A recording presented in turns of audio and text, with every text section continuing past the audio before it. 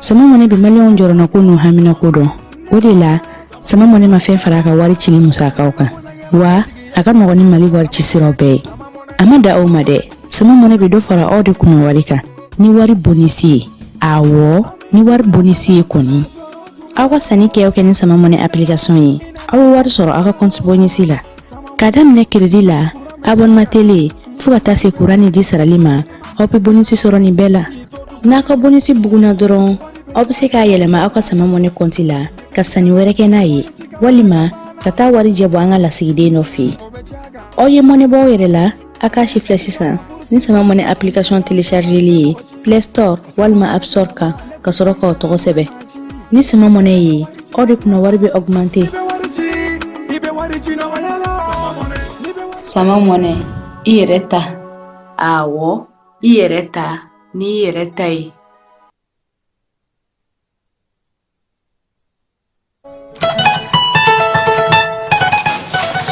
Va, oui,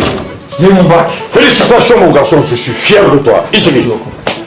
Bon, maintenant que tu es pas chez lui, en bas que tu connais. Bon, pour voir on est au Canada, on est aux États-Unis, on est trop. Père Mouna. Eh ben, où est-ce qu'on est au Canada? Ah oui, tel père, tel fils. N'est rien qu'à l'enquête. Mais à moi, pourquoi tu dis ça? Ah, il y a EduX là.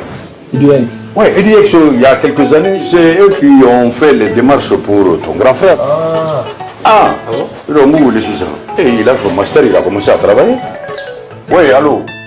EduX, c'est une équipe expérimentée qui assiste vos étudiants dans l'admission universitaire, la demande de visa, l'accueil et l'installation et assiste vos étudiants jusqu'à l'obtention de leur diplôme. Choisir EduX, c'est s'ouvrir les portes des meilleures universités au Canada et aux États-Unis. Appelez dès maintenant le 76 54 18 57 et permettez à votre enfant de réaliser son projet d'études.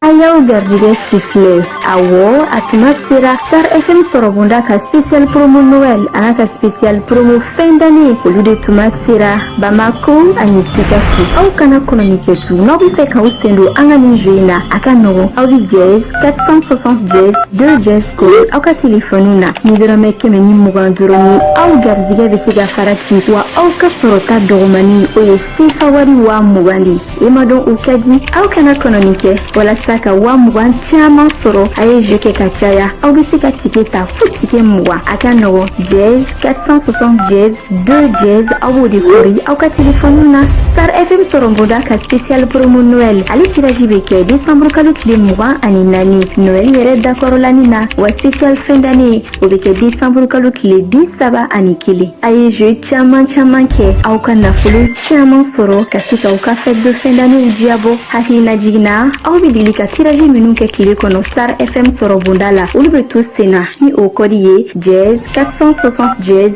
1 jazz ou son premier bioroi Star FM sorobunda ni na litera tari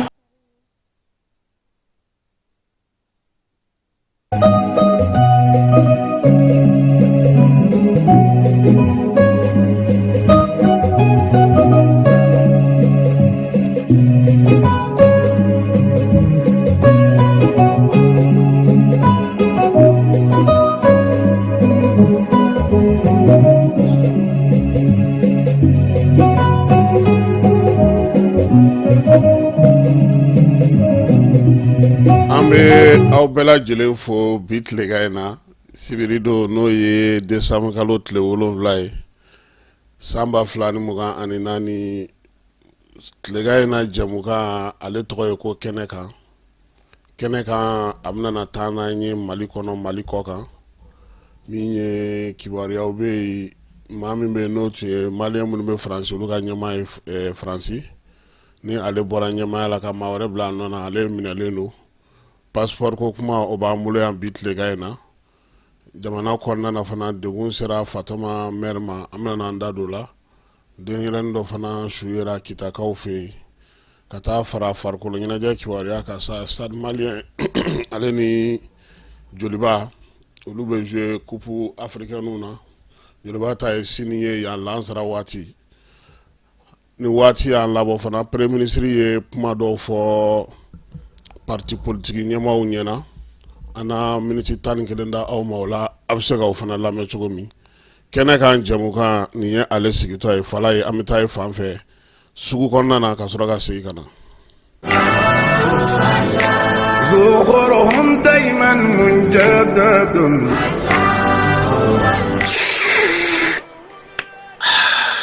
Ambade Teduma Kanubao, Ample Domine ko bibina, Bela Jile Sigle Kudoka Temi na Nikono Anga Jamana Kono, Ashurula ni Watina, Noe Tever Rasul, Atoka Kadi Chugumina, Ate Fanan Kadi Katemoga, Tever Rasul, Katashin Furo Kono, Fika Barada Kono, Anaja Benywana, Tever Rasul, Nkeo Kakatewuli, Fonga Benefunji Kala, Obana, Tabutikila Doro, Ika Foko Tever Rasul, Benefunjilama, Walima, Tever Rasul, Nyamakulama, Walima, Ajazmina, No Mandie, Simple o fana be yino Tever Rasul ibe jaffe mo fe nyini tela abela jile be ka nyan zora kono nana anga na nyan nege ni ko te duma bibina iba fo ko Tever Rasul abe froko chenyi ngono ninga seba samvala la ko Rasul a froko sanfe chebe nyame sanfe tamaro shun jugoro wa imago ba nasugo fe o fe na o jabe o froko ga ni mago be abene funjila maka bene funji jabo ka ni mago be anyama kula maka nyama ku jabo ka fuka tabla Jasmine na ana simple Tever Rasul a jezene do jamana fanta nani bela jilela ni watina grossisi fe on fe be sugubala ni sera o mananga quartier kono ani sugu werawla ibe Tever Rasul soroy ni mago ba camion va sandala ibi wuli ka senguluna ikoma koro kare kono nana wali ma iba nega juro bamba 76 44 30 29 79 60 31 60 a mbalmake ibe ka fe on fe fo Tever Rasul la nini beba la ay nete nyingalige tuguni nebe wuli ka tasa Tever Rasul ka sanu wa akade 100% naturel okmana ambeka mi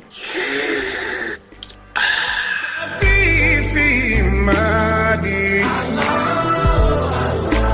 قل أنت مني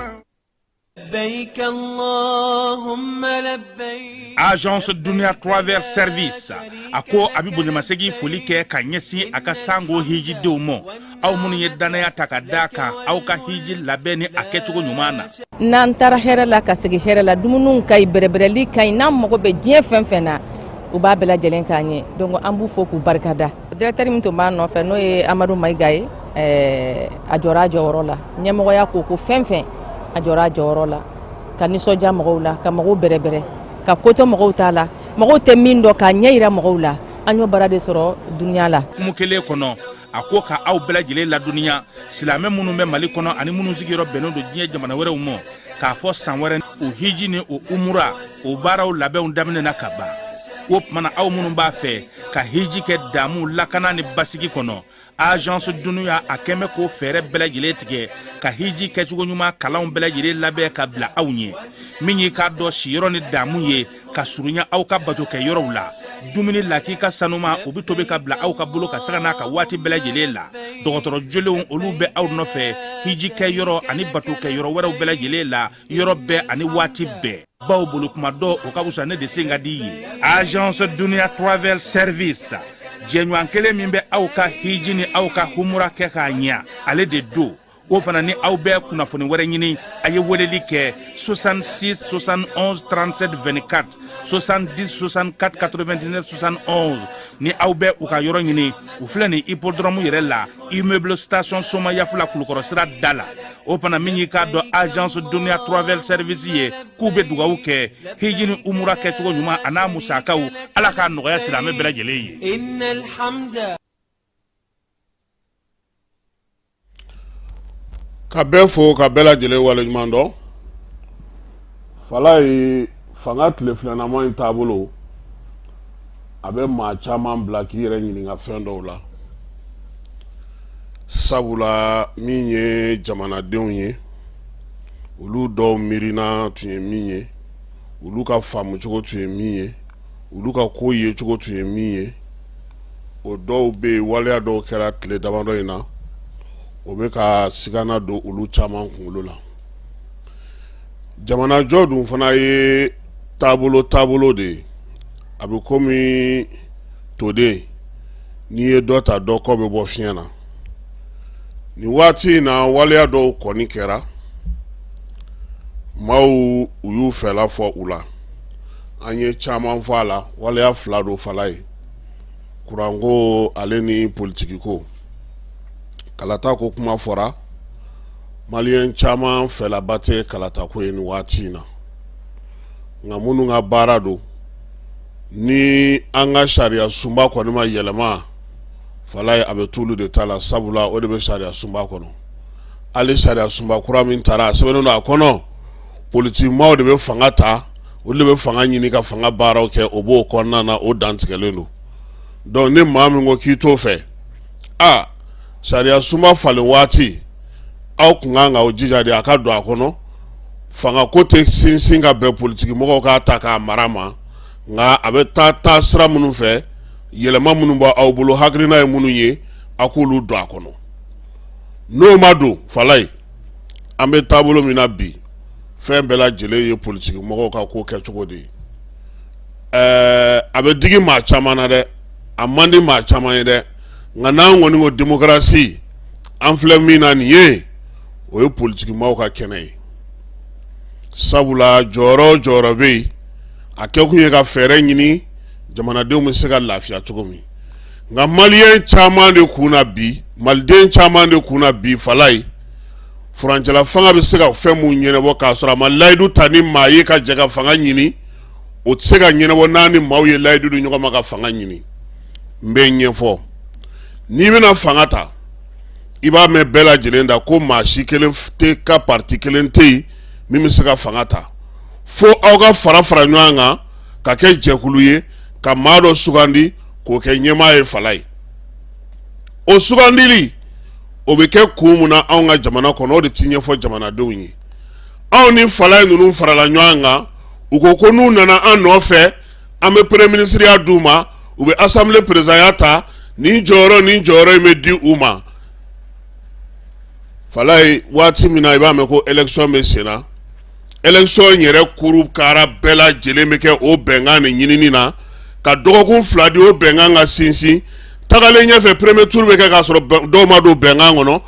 deuxième tour la dɔw bɛ taa fara o bɛnkan in kɔnɔna kan bɛɛ lajɛlen bɛ i labɛn n'i y'a ye politikimɔgɔw da an ka taa kalata la o kɔrɔ an ka taa bɛnkan ɲini an bɛ se ka jɛ cogo min na ka jɔyɔrɔ dɔ sɔrɔ fanga kɔnɔna na jamanadenw ka kuma tɛ k'a yɔrɔ la dɛ olu ka nafa tɛ ye anw kɔni fɛ yan an ye min ye parce que ni démocratie ye fan dɔ ye élection ye a élection maliyɛnw ne bɛ se ka fili dɛ nka dɔ ye nafa kelen min ɲɛ anw ye an ka jamana kɔnɔ yan ko bɛɛ lajɛlen sɔnna ma ko élection kɛra ko an senwara an sɔnna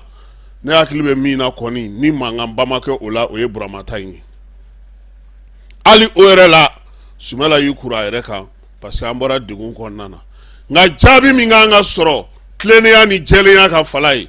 démocratie kaba nana o ma sɔrɔ dɛ n'o y'a sɔrɔ jama ka fanga don jama min n'o bɛ bɔ ka taa kala ta anw fɛ kɛmɛ sira dɔ la an ma deli ka 50 sɔrɔ fɔlɔ o bɛɛ n'a ta an ka sariya sumakura tali la n ko démocratie tuguni falaye e m'a ye premier ministre ye parti politique wele u ye mun sɔrɔ ka fɔ a ye i ka ɲi i ɲɔgɔnna tɛ yen kabini nana nin ma kɛ e de ye premier ministre min bɛ jama fara ɲɔgɔn kan n taalen ɲɛfɛ falaye mun y'o fɔ kalo 6 olu de bɛ tila k'u dafalen ka fɔ ko nin premier ministre in tɛ foyi ye ko an yɛrɛ kɔnna k'a tanu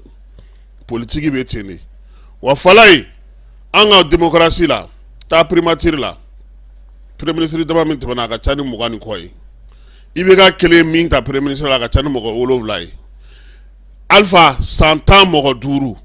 o b'a yira k'a fɔ ko premier ministre jɔyɔrɔ kɔni ale ka fɛgɛ de ayi ale ye komi min bɛ courant bɔ fɛn na contact la ka taa di contact b'a di cogo min na ka taa n'a ye n'a tigɛra da o da la k'a tɛ tugu ale de bɛ bɔ yen falaye n'i bilara o jɔyɔrɔ la kuma tɛ n'i ye denmisɛnnin ye tiɲɛ don i bɛ maa jigin nka a bila i kunna k'i ye fanga de fanga tɛ sonsoro ka bɛɛ lajɛlen fo fanga tɛ jɔ ka bɛɛ lajɛlen fo fanga ni bɛɛ lajɛlen tɛ taa kuntilema kelen nka fanga b'i tilen ka bɛɛ lajɛlen dafa falaye politique ko ye hukumu kɔnɔna min kamana gan bɛ mɔgɔw la o ye maa 11 mun bilara ye kabini mɔgɔ bɛ ka kuma fɔ dugu ma f'u nana fɔ kɛnɛ kan maaw bɛ ka siran mun ɲɛ minnu yɛrɛ ka mɔgɔw bilara u bɛ ka kuma kura mun fɔ falaye y'o mɛn wa ko komi maa wɛrɛw bɛ kaso la ko ka olu fana bila koyi kuntilenna ko kuma de kun don miirina ko kuma de kun fɔli don u fɛ tɔgɔw bɛ ka fɔ uma daw ma sisan dɛ ko ali maa minnu bɛ jamana kɔ kan ko n'an bɛ fɛ basigi ni lafiya ka don an bɛɛ ka jɛ ka fara ɲɔgɔn kan ko yafa ka kɛ bɛɛ lajɛlen ma kɔ kan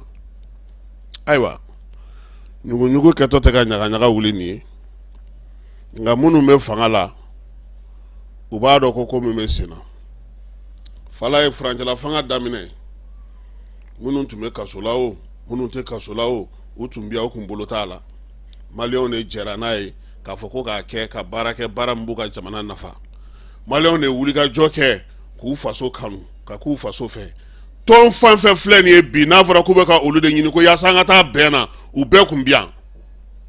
maa ma kiiri bɔ maa la maa ma wɔyɔ bɔ maa la maaw sɔrɔla minnu sɔnna k'u disi kɛ tata koko ye ka faransi gɛnni kɛ ka nations unies gɛnni kɛ ka bɔ G5 Sahel la ka baarabaw sigi sen kan ka maramafɛnw san ka kɛlɛw kɛ ka sew sɔrɔ fala ye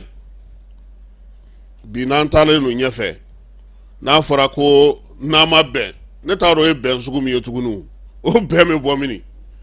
maa 11 bɔlen kaso la ka na ko ni olu ma fɛ ko an tɛ lafiya o tuma a tuma min na transition daminɛ an kun lafiyalen de don an kun lafiyalen tɛ o anw ma lafiya dɛ baara dɔ de kɛra ka sigi sen kan ka kuntilenna dɔ di malidenw ko k'u sɔnna o ma ko ka baara kɛ n'o ye k'an ka taa n'o sira ye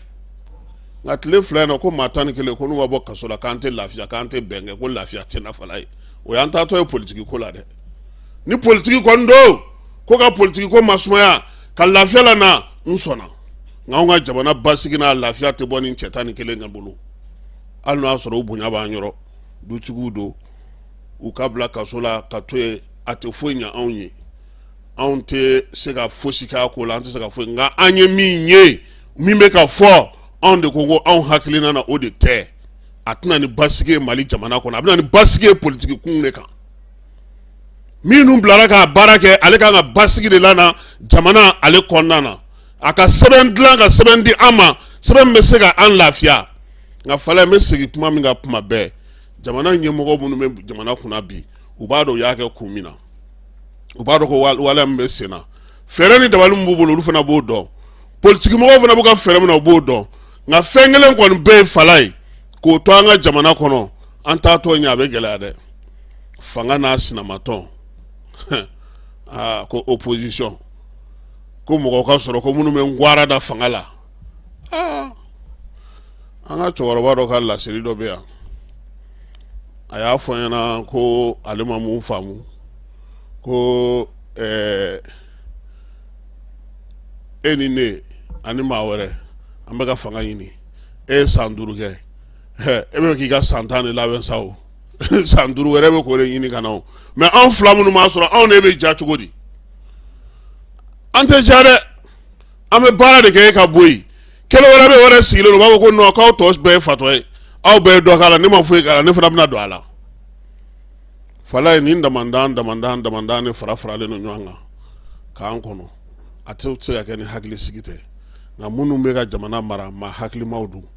u ye kɔ caman tigɛ u ye ba caman tigɛ u ye fɛɛrɛ sɔrɔ fɛn caman na n'i y'a ye u bɛ ka taa n'an ye nin donda in fana fɛ hakilina dɔ bɛ u yɛrɛ bolo fɛɛrɛ dɔ bɛ u bolo se dɔ bɛ u bolo ko dɔ bɛ yen anw tɛ mun kalama olu minnu bɛ jamana mara la u b'o kalama an bɛ dugawu kɛ a ka kɛ o ye fala ye énergie n t'ale kuma caya bi o an bɛ ka réunion minnu kɛ nin ye tan premier ministre ma taga siɲɛ fɔlɔ la énergie la a ma taa siɲɛ filanan na u ma tila ka taga ɲɔgɔn ye kɛ premier ministre yɛrɛ ka yɔrɔ la u tɛ ka fɛɛrɛ de ɲini k'an ka courant sɔrɔ a fala ye fɛɛrɛ kelen pe ne b'o d'u ma u ka wari ɲini dɔrɔn wari de tɛ yen a ye taa taji san a b'a san ni mun ye wari a ye taa poto san ka na a b'a san ni mun ye wari a ye pano sigi a b'a san ni mun ye wari a ye maaw sara a b'aw sara ni mun ye wari a ye taa entretien kɛ a b'a kɛ ni mun ye wari ni wari bɛ yen réunion ninnu bɛ se ka lawaleya fala ye nka ni wari tɛ yen ni wari ma sɔrɔ ni wari t'an bolo an bɛ ka fɛɛrɛ fɛn fɛn ɲini nin ye a fɛɛrɛ bɛɛ lajɛlen fala ye wari ka bɔ ka di énergie ma a ka baara kɛ taji sɔngɔ ka gɛlɛ taji feerela a ye dɔ bɔ a sɔngɔ la an n'u bɛnna nin sɔngɔ in kan a k'a sɔrɔ wari b'aw bolo an bɛna na tarification kura kɛ dɔ ka bɔ a la dɔ ka fara ka fan nɔfɛ o k'a sɔrɔ o fɛɛrɛ min bɛ sigi o ka se ka kɛ aw yɛrɛ bolo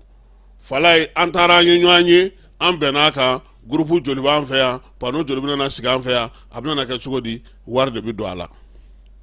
ni wari bɛ yen kuma ti caya ɲɛmɔgɔw ka wari ɲini u ka wari di énergie ma u ka baara kɛ jamanadenw bɛ se ka bɔ degun kɔnɔna na cogo min na an kɔni ye min mɛn Côte d'Ivoire taga kɔni t'a la o fɔra bɛɛ ye k'u ka bɛɛ k'o bila a kunkolo la Mali bɛ se ka courant ɲini fan bɛɛ fɛ Côte d'Ivoire kɔni o kɔni kuma bɔra a la ɲɛmɔgɔw ko ten o ka bɔ a la pewu bɛɛ ye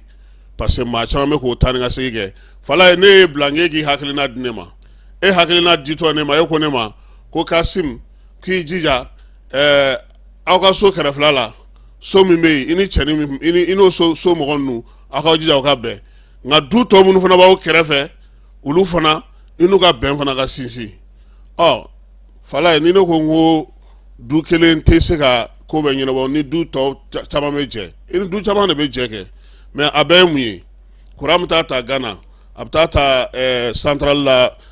bateau la ka na manantali ka dilan selenge ka dilan balenge ka kurakuraya courant samali ka na pano minnu kan ka sigi o pano ka sigi k'olu koronto ka na fala ye a bɛɛ ye mun ye wari tɛ énergie maaw a ye fɛɛrɛ ɲini a k'a fɔ gouvernement a ka wari ɲini jamanadenw ka bɔ degun kɔnɔna na musaka ko de don n'an bɔra o la kunungo surɔ Burkinakaw olu y'u ka premier ministre tenderelima han u y'o bɔ yen premier ministre kura u bɛ ka o ɲini fala ye Burkina jamana ɲɛmaaw ko k'u ka premier ministre de ka baara banna ko nka ko ministre k'olu ka to yen ko ka baara kɛ yanni gouvernement kura ka sigi donc premier ministre kura Burkina bɛ ka o de ɲini nin waati in na yanni gouvernement kura fana ka sigi fala i b'a dɔn k'a fɔ nin waati laban in na passeport ko kuma a cayalen don sɛbɛn ko kuma u cayalen don an ka jamana kɔnɔ premier ministre général de division Ablaye ale ye fanga ɲɛmaa ye ministre de l'administration territoriale do porte-parole du gouvernement fana do kunungo fasodenw ka tɔnjɛkulu ɲɛkɔrɔ a ye min fɔ passeport ko la an ka jɛ k'o labɛn a bɛ nanzarakan na n'o bɔra yen farankan min b'an yɛrɛ bolo yan an b'o fara a kan. Je tiens vraiment à vous dire, de vous rassurer, le passeport que nous avons, c'est pas un passeport de la CEDEAO. La CEDEAO n'a jamais mis 5 francs pour que le Mali confectionne ses passeports. C'est les autorités maliennes qui ont décidé, dans le cadre communautaire, de mettre le logo de la CEDEAO sur son passeport. Donc c'est un passeport malien. Maintenant, si on quitte la CEDEAO, forcément, on ne peut pas changer de passeport comme si on changeait de veste ou on changeait de boubou. Et il y a des dimensions. Il faut passer des appels d'offres, il faut trouver d'autres prestataires pour confectionner de nouveaux passeports. Mais ça, on ne peut pas le faire immédiatement. Donc vraiment, je tiens à vous dire de vous rassurer. Pour ce qui est de la communication gouvernementale, c'est vrai, c'est une réalité. Mais là encore, honnêtement, comme on vient de très loin. Si vous regardez un peu dans l'histoire de notre pays, le premier décret qui détermine les attributions spécifiques d'un porte-parole du gouvernement a été adopté le 31 décembre 2000. Aïwa, Falaye, premier ministre ko passeport min bɛ Mali bolo ko CEDEAO passeport tɛ ko nka ko komi an kun bɛ kulu min kɔnɔna na ko Mali jamana yɛrɛ de sɔnna ka CEDEAO ladɔnna n'o ye a logo ye a tamasiyɛn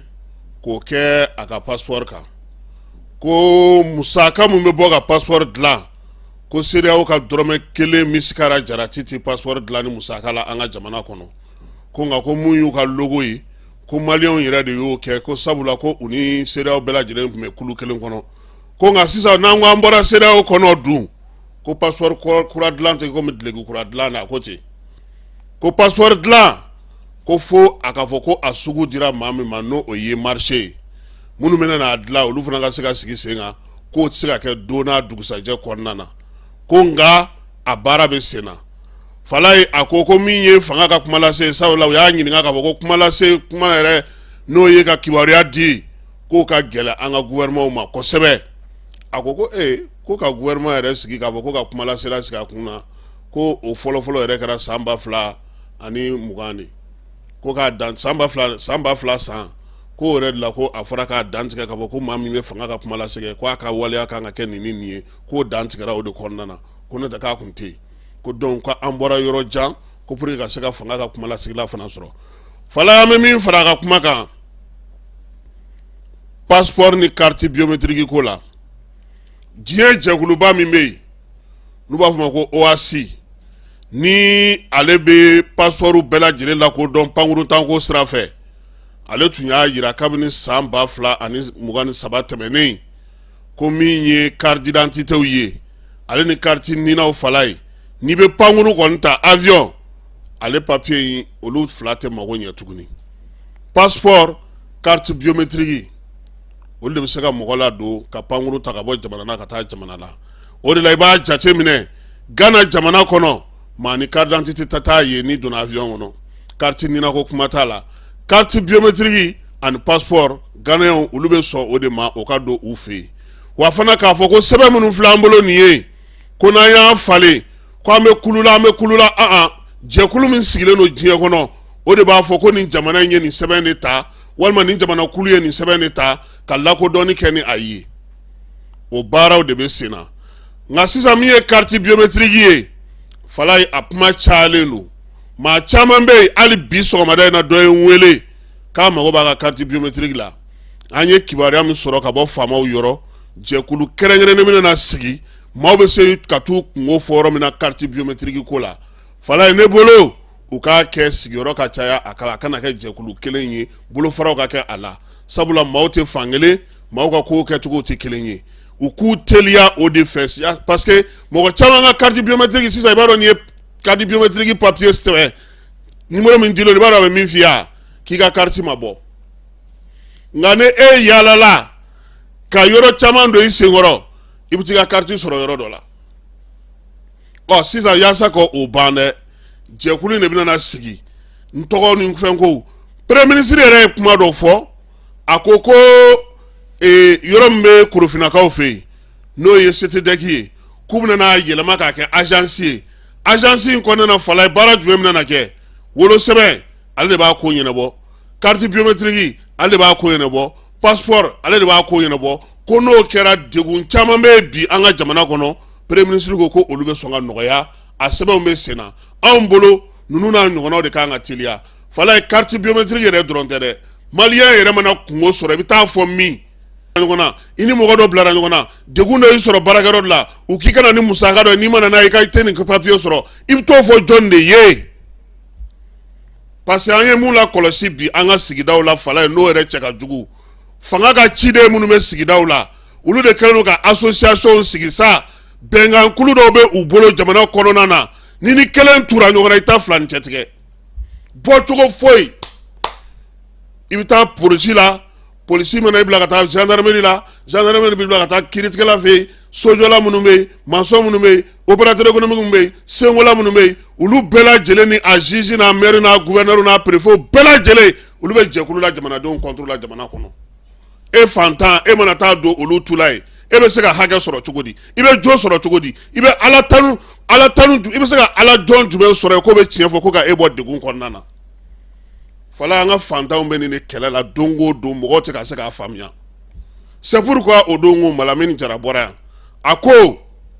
wa kɛ ka ministre so a kan ka yɛlɛma ka kɛ jɛkulu ministre so de min bɛ sɔn nɔgɔya la na mɔgɔw n'u ka marabaaw ni ɲɔgɔn cɛ fala e bɛ taa dugukolo minɛnen don e la e ka sɛnɛkɛyɔrɔ don gouverneur kura nana o y'a ta k'a d'o ma gouverneur a fɔra no procureur ɲɛna a fɔra no juge ɲɛna a fɔra no maire ɲɛna a fɔra no préfet ɲɛna e fantan min ta ye papier e b'o sɔrɔ e bɛ gagner cogo di gouverneur contre la i ni dugu waritigiba dɔ tura ɲɔgɔn na o bɛ wari di bɛɛ ma e bɛ b'o la cogo di sɛbɛn min nalen don dugu kɔnɔ procureur min nalen don juge min nalen don gouverneur min nalen don olu bɛɛ lajɛlen sigilen don ka mɔgɔw ka fɛnw fala n ko ko dɔ bɛ ka kɛ ekɔliso kɔnɔna na bi ne b'a ɲini ɲɛmɔgɔw fɛ u k'a ɲɛɲini jɔyɔrɔ kura min bɛ ka di ekɔliso kɔnɔna na ekɔli ɲɛmɔgɔw ma gouvernement k'a ɲɛ don a ko la a bɛ ka kɛ mankanba de ye futinɛba de bɛ ekɔliso kɔnɔna na bi jɔyɔrɔ laban minnu dira sisan a bɛ ka kɛ mankan de ye fala tiɲɛ ye an ka mɔgɔ nommé nka an ka mɔgɔ nommé mɔgɔ min min bɔra yen n'o bɛ se ka o jɔyɔrɔ fa e bɛ duguma kalanso la ka t'e ta ka ne bila camancɛ kalanso mɔgɔw kunna olu ka dangan n'u ka fɛnw sigilen don e n'olu bɛ se ka baara kɛ cogo di fɛn dɔw bɛ yen u k'olu lajɛ dɛ sinon fantanw sɛgɛnnen don bi Mali kɔnɔ walayi kuma yɔrɔ yɛrɛ t'i la yɔrɔ maliyɛn minnu bɛ kɔ kan olu tɛ o kɔnsiliw kɛlen don i ko diɲɛ tigiw de olu bolo i bɛ taa kɔnsila la i yɛrɛ bɛ yɛrɛ ɲininka n'o y'a sɔrɔ aw faso baarakɛyɔrɔ ye nin ye i kan ka taa sɛbɛn ta yɔrɔ min i b'i ka baara bila ka bɔ yɔrɔ jan ni yɔrɔ jan ka na sɛbɛn nɔfɛ fo ka taa se fitiri ma i tɛ mɔgɔ sɔrɔ min bɛ kuma i fɛ ni minisiriw dun bɛ taa ni faamaw bɛ taa président k'u ma k'u ni maliyɛnw ka kuma o kuma fana fala ye miniti 30 voilà temps t'an bolo an y'aw ka kumaw faamu aw ka président y'a bɛɛ fɔ ka ban voilà vraiment mais e min nana o kɛnɛ fana kan k'i bɛ n'i kungo fɔ e tɛ se ka kuma fana ni président taara fana maa damadɔ de bɛ sugandi olu bɛ kuma n'olu kumana ka ban a fɔ ko voilà le calendrier du président est chargé hein a tɛ se ka bɛɛ lamɛn o donc kuma fanba fɔra ka ban an ka wuli e n'i ka degun nana miirina min bɛ la k'e bɛ kuma e bɛ kuma cogo di fala ye hein yɛlɛma baara ka ca dɛ donc papier ko in u k'u sinsin papier ko in kan papier ko in anw bɛ yan an bɛ se ka Mali bɛɛ kuru ka papier ɲininkali kɛ ka na nka an ka mɔgɔ min bɛ kɔ kan o tɛ ten dɛ yen ni papier t'i la a bɛ komi n'i tɛ yen kɔkan jamana bɛɛ wa diɲɛ yɛrɛ bɛ ka t'o de sira fɛ hali an yɛrɛ bɛ ka girin ko digitalisation min fala ye an ka ta o la kɛ Orange ni Malitel bɛ ka mun fɔ ani Telecel k'an ka na n'an ka carte ɲininaw ye u b'a don an ka numéro la n'o kɛra sisan est ce que i bɛ taa chèque minɛ banque la tuguni i t'i ka wari bɛ bila i ka fɛn kɔnɔ n'i y'o kɛ banque chèque ta ni arranjɔ i tɛ b'o la n'e bɔra n'a fɔra ko papier yɛrɛ t'e bolo k'o kɛ dun biométrie t'e bolo e ka fɛn foyi tɛ yen e bɛ se ka don o la cogo di donc minnu bilalen don baara la u k'a ɲini u fɛ u k'u kɛ u ka ɲɛfɔli kɛ mɔgɔw ɲɛna maaw bɛ se ka faamuyali kɛ nin ko ninnu na cogo min na parce que jamanadenw ka degun yɛrɛ ye nin de ye don tɛ tɛmɛ ni maliyɛn dɔ t'i wele kɔ kan k'a fɔ i ɲɛna nin degun bɛ n la wa sisan Mali yɛrɛ kɔnɔ hali bi mɔgɔ 15 de ye ne wele fala ye sɔgɔmada in na sisan cɛ minnu b'a la k'u bɛ k'u ka carte ɲini e yɛrɛ bɛ k'i ta ɲini ne yɛrɛ tun t'e fana ta e y'a kɛ 16 ye sa e kɛra maa 14nan ye sa bi sɔgɔmada in na don o don Kasim vraiment i ka mɔgɔ a ye kuma minnu fɔ a ko bɛ cogo di don o don hali e min yɛrɛ b'a kuma lakali kunfɔyɔrɔ yɛrɛ tɛ e yɛrɛ k'a fɔ ko degun sɔrɔla karisa ye ɲɛni ma nin yɔrɔ in bɛ yen au moins su ka se k'u ka carte sɔrɔ carte baden ninnu fana tonnen don yɔrɔw la mɔgɔw bolo carte caman de tonnen don yɔrɔw la olu fana tigiw tɛ ka t'o ta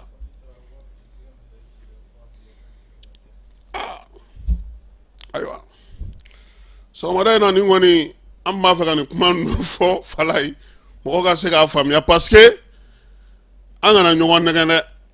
degun bɛ maliyɛnw kan dɛ walayi degun bɛ maliyɛnw kan parce que munna i t'a dɔn an ka o don ko Burukina ta dɔrɔn na an ye mɔgɔw ye maɲumako la fala ye i b'a fɔ ko non ko Mali ni Burukina tɛ fɛn dɔw bɛ yen olu tɛ wari ko ye sa faamaw bɛ se k'olu ɲɛnabɔ et puis sisan an ka mɔgɔ minnu bɛ fanga jɔyɔrɔw la quoi u k'a dɔn k'a fɔ ko diɲɛ de bɛ ka yɛlɛma quoi i bɛ ka ko min kɛ mɔgɔw ɲɛ b'i la quoi mɔgɔw b'a dɔn i bɛ ka min kɛ dogali tɛ se ka kɛ tuguni fɔlɔ fɔlɔ faama tun mana don a ka bureau kɔnɔ mɔgɔw b'a fɔ ko gouverneur ye datugu a yɛrɛ da la o tɛ sisan ye o hali n'i den ka taa so mɔgɔ dɔ b'a fɔ ko a tɛ yen koyi a bɛ k'aw yɛrɛ sɛgɛn a tɛ yen foyi tɛ se ka dogo o ɲuman ye min ye a ye baara kɛ tilennenya ni fɛn kan mais Mali yɛrɛ baarakɛla dɔw yɛrɛ de bɛ yen olu de ko tant que u ma maliyɛnw ye ɲani na u m'u ye degun na u ka wari bugu hali sɔgɔmada la dɔ ko ma ko siraba dilayɔrɔ dɔ bɛ yen u ye baara d'ale ma u kɛlen k'a ka baara bloqué k'a ka taa tɔ kɛ Kayi ko dɔ y'a den k'a fɔ a ɲɛna ko n'i mana directeur fo sɔgɔma ko a tɛ ɲɛnabɔ bon nin bɛ se ka faamu cogo di nin caman de bɛ yen disi bɛ gosi ko Mali kura nka dusukun ni waleya o tɛ ka taa Asimi de bɛna jigin ka nin bɛɛ ɲɛnabɔ wa an yɛrɛ de bɛ nin dɔw lajɛ ani ɲɔgɔn cɛ danaya dar'e kan k'e ye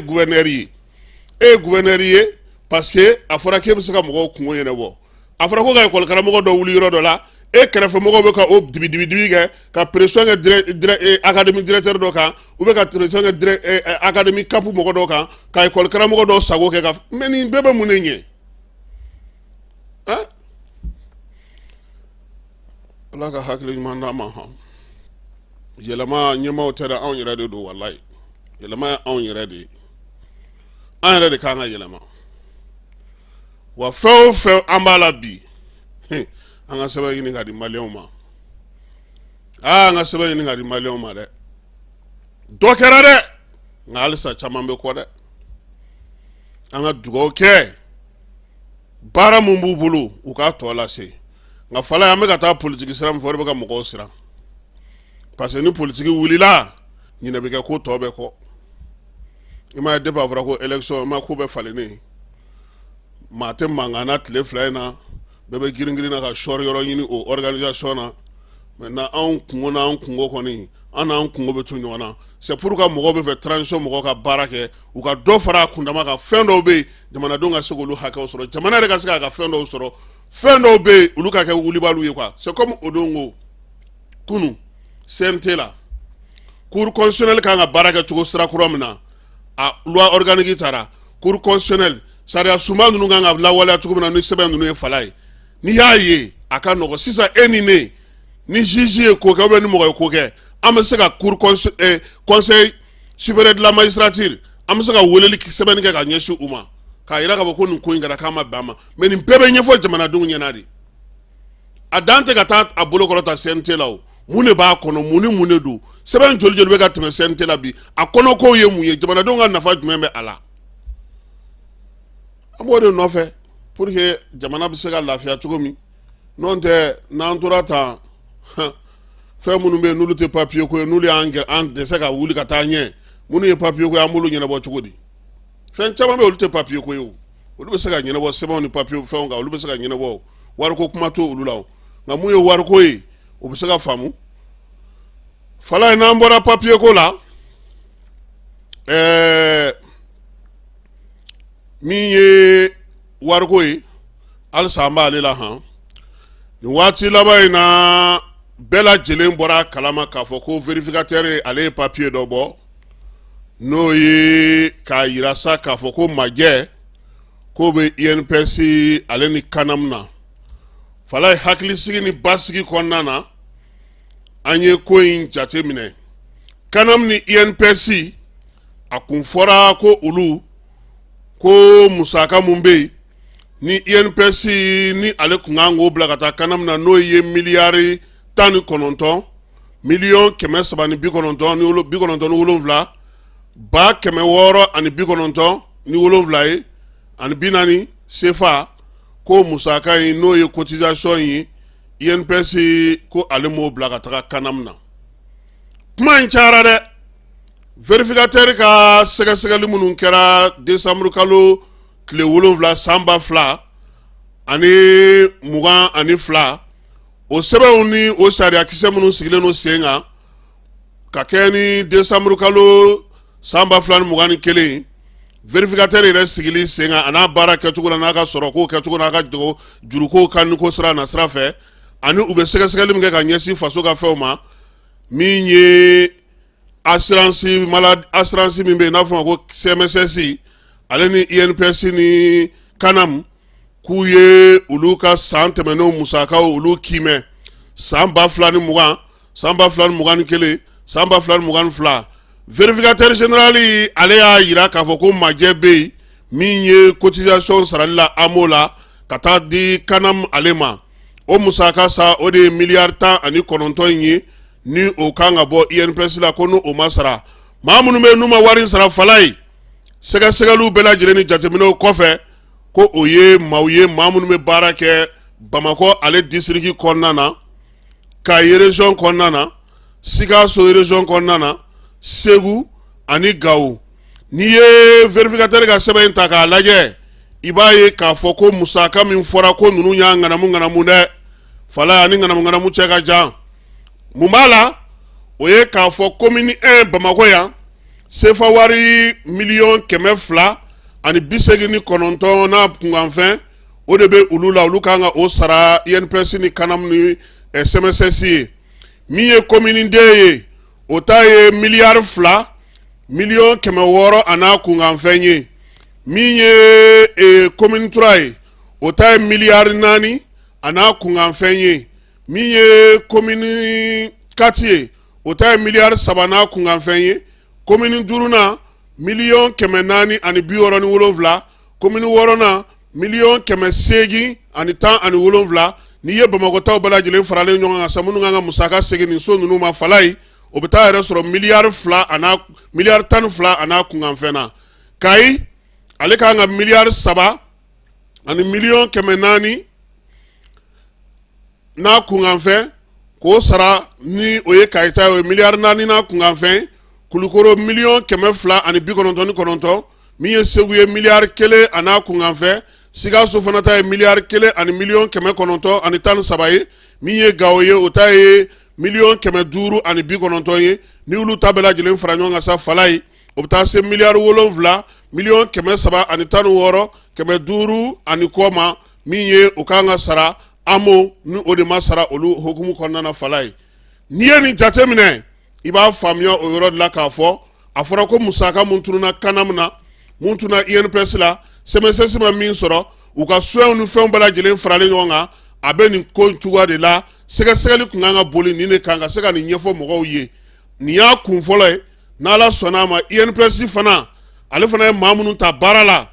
a kuma cayara da bɛna don o fana na ka tila k'o fana ɲɛfɔ maaw bɛ se k'a faamuya cogo min na bɛɛ lajɛlen ka se ka kibaruya ale sanuman sɔrɔ. Maliyɛn minnu bɛ Faransi olu ka tɔn yɛlɛma kun kɛra a kɔnɔ koyi Falaye yɛlɛma min kɛra a kɔnɔ sa a yɛrɛ ka fɔ sa ko an balimamuso Dala Dramé ko ale ni maa wɛrɛ olu kɛra cɛbɔ ye maa min tun bɛ tɔn kunna sa n'o ye Haut Conseil des Maliens de France ye n'o ye Demba Jabira ye Demba Jabira ko ale ma taa kalata la ale kɔni ma sɔn fiyewu nin waati na ka jɔyɔrɔ fana bila jɔyɔrɔbilabaliya in hukumu kɔnɔna na ale kɔni kun tora la sa min ye Dala ye Dala Dramé n'a ka maaw k'olu kɔni olu kɛ bolokɛfɛnw ye a fɔra yɛrɛ ko ala ka jɔyɔrɔ labila u ye Falaye a ma sɔn n'o ye passation ye ale y'i to la sa min ye kana Bamakɔ yan k'a nana taama na o taama de senfɛ jaa maaw sigilen don k'ale bɛlɛnkoyi kibaruyaw y'a yira ko min ye dɔgɔkun tɛmɛnen ye Demba Jabira 14e arrondissement maaw y'a wele koyi k'a fɔ a ɲɛna ko min ye Dala Dramé ye n'o o sigira Haut Conseil des Maliens kunna kabini juin kalo tile 30 tɛmɛnen ko munna ko a n'o ma passation kɛ kun jumɛn na bannen don ka kilew d'u ma kun jumɛn na bureau ma labila u ye ni ɲininkali ninnu bɛɛ lajɛlen kɛra la Haut Conseil malien maaw an y'u wele k'u ɲininka Falaye u ko k'olu ye kuma sugu bɛɛ fɔ Demba Jabira ye k'a ka kɛnɛ bila k'a ma sɔn dɛ a ma sɔn fiyewu ale tora k'a fɔ a yɛrɛ ma ko malien minnu bɛ Faransi k'olu ka ɲɛmaa ye ale ye kalata dun kɛra ka maa wɛrɛ sigi a nɔ na a ma sɔn ka jɔyɔrɔ labila o de la sa min ye polisiso maaw ye u y'a minɛ e ko a laban a ko ni ala sɔnna a ma ntɛnɛn don min ye Haut Conseil des Maliens de l'extérieur u ka kuma lase la n'o ye an balimakɛ Kulubali tɛ wa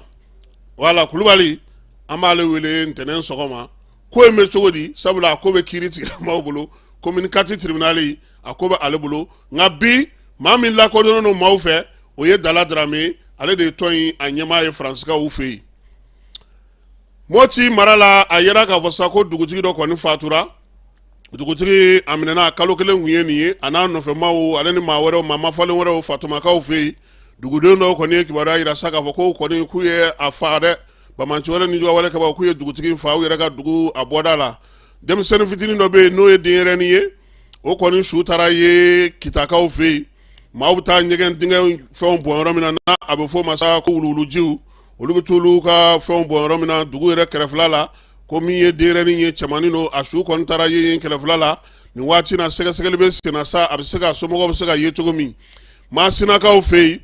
sɛnɛkɛla dɔ kɔni u y'o fana ta a ka foro la Caw ale min yɛrɛ tun ye sɛnɛkɛlaba ye Lafiyalakaw fɛ yen Masina marabolo kɔnɔna na kibaruya in kɔni dira sa maaw fɛ maa minnu yɛrɛ bɛ dugu in kɔnɔna na ko sabula nin waati na min ye maa kofɔlen ye hectare caman de b'a bolo n'a bɛ sɛnɛ kɛ Bamanci wale ni juguya wale kaba i b'a dɔn k'a fɔ k'olu bɛ jaga ɲini na maaw fɛ a yira k'a fɔ ko maa kofɔlen a kelen tɛ maa wɛrɛw bɛ sɔmin kelen don olu la sa k'a fɔ ko olu kɔni ni ninnu bɛ jɛ la parti politique maa 11 min bilara Madame Sikayatu Soko ko ɲɛnɛma don ko nka ko garisigɛ ka di maa tɔw ma maa minnu bɛ kaso la olu ka se k'u yɛrɛ kofɔ ka se k'u yɛrɛ defɔ u bɛ se ka bɔ nin ko in na cogo min ko bi bi in na sariya o kana den kɛrɛfɛ fiyewu ko u ka lajɛ hali n'o y'a sɔrɔ olu nisɔndiyalen don ninnu maa ninnu bilali la Falaye o fana bɛɛ lajɛlen kɛrɛfɛ tuguni min ye bɛrɛbɛrɛlitɔnw u ka maaw u nɔfɛ maaw u ka somaw u bɛɛ lajɛlen kɔni nisɔndiyara k'u kunbɛn nin waati in na maa caman ko k'a kɛ kun ye sa politiki yɛrɛ bankun kan basigi ni lafiya bɛ se ka na cogo min bɛɛ lajɛlen bɛ se k'i bolo don faso jɔli la cogo min na ko laɲini ko o ye o ye siraba mun bɛ bamakɔ kɔnɔna na n'o kan ka taa kulukoro o baaraw olu bɛ sen na minisiri madina ale taara ka taa i ɲɛda o kan yaasa ka se ka min ye o baaraw bɛ cogo min k'o lajɛ a yɛrɛ sa k'a fɔ ko baara in kɔni daminɛna a mɛnna kabini kumajan maaw tun tɛ ka nɔ ye a la minisiri taara suru k'a ye kunu k'a lajɛ sa u bɛ ka mun kɛ u tɛ ka mun kɛ a kɔni y'a ɲini u fɛ ayiwa an ko an b'a fɛ an ka sira ka dilan an b'a fɛ nin ye bamakɔ nima yɔrɔ de ye falen ka don ko in na aw dun solu salalen don a ko de bɛ cogo di aw bolo u ye ɲɛfɔli kɛ ɲɔgɔn ye a kɔni k'u ma k'a na segin ka na a bɛna segin cogo min na sa maa de t'o dɔn sɛmɛsɛsi ɲɛmaa n'o ye Isaka Kone ale ye wulikajɔ kɛ ka taga maakɔrɔw ka yɔrɔ la n'o o ye retraités ye olu ka soba la ani olu ka ɲɛmaa n'o ye Basiru Dayiru Jalo ye a n'o ye masala kɛ masala in bɛ tali ka sa maakɔrɔ bɛ se ka tɔbɔtɔ cogo min sɛmɛsɛsi yɛrɛ bɛ baara kɛ cogo min min ye Isaka Kone ye a y'o ɲɛfɔ barosigi in senfɛ sa min ye maakɔrɔ ninnu kɔni ye o fana y'u ka laɲiniw kɛ yaasa baara bɛ se ka sinsin cogo min na ka se ka kow bɛɛ lajɛlen sigi sen kan halisa Bamakɔ kɔnɔna na ko kɛnɛba minnu bɛ u tɔgɔ bɛna yɛlɛma dɛ fala ye conseil de ministre ko ten ko k'an ka maakɔrɔw ani an ka maa minnu bɛ n'o ye maa mafalenw ye ko ka yɔrɔ ninnu tɔgɔ da u la kɔ kan kibaruyaw la cadikaw ye jɛkulu sigi jɛkulu min na to sa don nataw la u yɛrɛ bɛna Faransi ka gɛnni k'a perepere tigɛ nka u y'a ɲɛmaya di u ka jamanakuntigi ma n'an bɔra yen Senegalikaw fɛ yen Assemblée nationale président ka kɛ n'u ka ministre de la justice ka laɲini ye n'o ye Kiri minisiri ye ale kɔni ye Senegal ni Dakar maire ba yɛrɛ n'o ye Barthélemy Diaz ye ko ale ka wasadenya banna pewu sabula san 2011 maa dɔ kun fatura n'o ye Njaka Diouf ye k'a sen yera o ko in na Kiri tigilamaw b'o o baara ka bi k'a nɔ minɛlen don o la o t'a to fiyewu a ka se ka to wasabulon kɔnɔna na Senegali wasabulon ɲɛmaa kura n'o ye Macky Ndiaye ye ale kɔni ye Kiri minisiri ka waleya jaabi k'a yira k'a fɔ ko min ye Barthélemy Toye Diaz ye ko a ka wasadenya k'o banna pewu koyi wasabulon yɛrɛ bɛ taara ntɛnɛn n'o de nɔ n teliyara dɛ ale gɛnna Macky Sall ni cɛ dɔ in ko k'olu jɛr'u jɔyɔrɔ kɔ olu ko k'u jɛr'u jɔyɔrɔ kɔ yaasa ka se ka dɛmɛ di maaw ma sa Gawo kɔnɔna na maa minnu bɛ yen n'olu bɛ u boloma yɛlɛma baɲumankɛtɔnw olu kɔni y'a lajɛ sa u bɛ se ka olu dɛmɛ cogo min o baara hukumu kɔnɔna na sa minɛnw dira dɔw ma sɛnɛkɛminɛnw bɛ a la min ye baganw ye u bɛ se k'u boloma yɛlɛma baaraw kɛ cogo min na yaasa jamana yɛrɛ u yɛrɛ ka se ka u boloma yɛlɛma kɛ u yɛrɛ ye fala a yirala k'a fɔ sa ko waleya in kɔni bɛ tali kɛ min na o ye k'a fɔ sa nin waati in na maa minnu bɛ yen ni olu kɔni tun ye sɛgɛn caman kɛ n'u tun ye degun caman sɔrɔ u kana to tuma o tuma maaw bɛna n'a d'u ma u yɛrɛ ka baara kɛ u bɛ se k'u boloma yɛlɛma ni min ye ɲafungekaw fɛ yen san kɔni n'o o ye ji ye o bɛ fɛ ka sumanw tiɲɛ dɛ ji min bɛ ka woyo bi ba fɛ k'o bɛ ka sumanw caman tiɲɛ ɲafungekaw ye wulikajɔ k'o la kunun ko minisiri Asaba Jalo ale ni gouvernement maaw olu fana taara Tɔnbɔkutukaw fɛ yen so 54 o de binna Tɔnbɔkutu gouvernement ale kɔni ye dɛmɛ ta ka ɲɛsin ma baara bɛ se ka kɛ cogo min na lafiya ale kɔnɔna na minisiri ye marabolo maaw ye u sera ka wulikajɔ kɛ ka cɛsiri kɛ yaasa min ye maa ninnu u bɛ se ka boloma gɛn cogo min na musaka min bɛ yen sa n'o sɔrɔla n'o ye sefa wari miliyari 1 n'a kunkanfɛn ye o n'a ta ka d'u ma sa u ka se ka baara kɛ n'o ye compétition africaine na hukumu kɔnɔna na fala ye joliba ale bɛ jouer sini Bamakɔ yan min ye Egyptekaw ka dynamique ye a n'o de bɛ ɲɔgɔn na farikolo ɲɛnajɛ in a bɛ daminɛ nɛgɛ kanɲɛ 16 waati FIFA fana ka classement na nin waati in na farafinna Mali ale kɛra 8nan ye min ye kalo tɛmɛnen na an ye se 2 min kɛ 1 ni 6 ni 6 Bamakɔ yan o y'a to an jɔyɔrɔ ɲɛna diɲɛ seleke 4 fana na sa an bɔra 59 na ka na kɛ 54nan ye o b'a yira sa k'a fɔ ko jaabi minnu sɔrɔla an ka farikolo ɲɛnajɛlaw fɛ ko olu ɲɛna kosɛbɛ championnat